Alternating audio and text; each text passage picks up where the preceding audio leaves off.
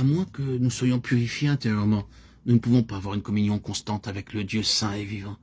Seul le sang de Jésus-Christ, selon 1 Jean 1,7 et Hébreux 9,14, a le pouvoir de nous laver et de purifier notre conscience de toutes les tâches du péché.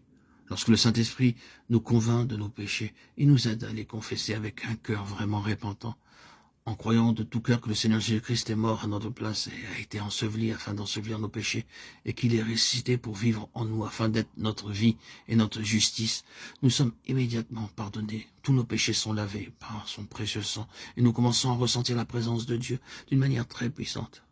Notre conscience souillée étant lavée par le précieux sang du Seigneur, nous subissons un triple changement ascensionnel.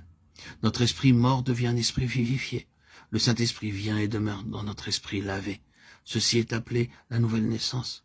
Après cette expérience, nous sommes rendus capables de comprendre les mystères cachés de la parole de Dieu, de parler avec lui plus librement dans la prière et le désirer faire sa parfaite volonté. Notre âme enténébrée s'illumine et nous commençons à faire un bon usage de nos sentiments en aimant celui qui n'est pas aimable, en dirigeant notre affection aux choses d'en haut et en faisant sa parfaite volonté en toutes choses. Notre corps aussi devient un corps lavé. Nous désirons le garder comme le temple du Saint-Esprit et ne pas faire de ses membres un mauvais usage. Ceux qui essaient de se conformer à ce principe divin et fondamental de la triple union peuvent avoir une vie conjugale heureuse et fructueuse. Ils devraient en tout premier lieu aspirer à une union spirituelle. Cela signifie qu'ils doivent commencer la journée à genoux avec la parole de Dieu et terminer la journée de la même façon, à genoux avec la parole de Dieu.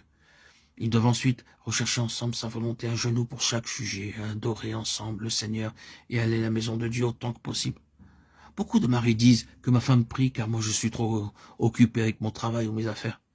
Mais prier ensemble est indispensable.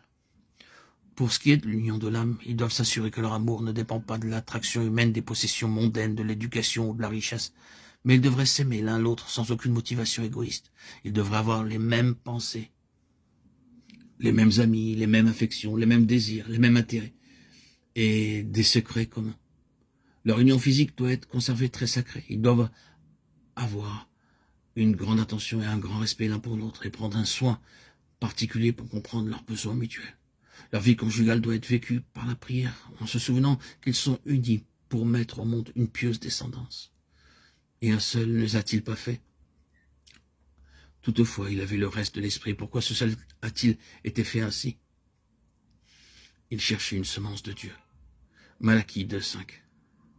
Une pieuse descendance. Ils doivent demander à Dieu des enfants pieux, sinon leurs enfants seront entêtés et rebelles. Ainsi, en comprenant la véritable nature de notre personnalité, nous pourrons facilement distinguer la chair et l'esprit.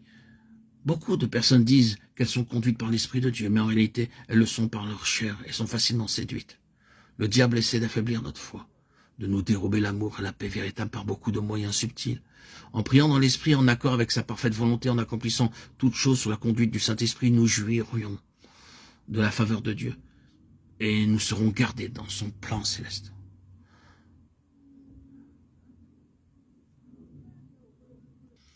Prions pour que notre Seigneur puisse écrire ses lois sur les cœurs de tous ceux qui sont réunis par lui. Si les couples suivent ces principes, leur foyer sera très heureux et béni. Un foyer de paix, de joie, d'amour, de service avec la présence divine, un foyer de foi, de communion, un foyer où le nom de Dieu est honoré. À travers d'un tel foyer, beaucoup seront bénis. Un foyer chrétien est un avant-goût du ciel sur la terre.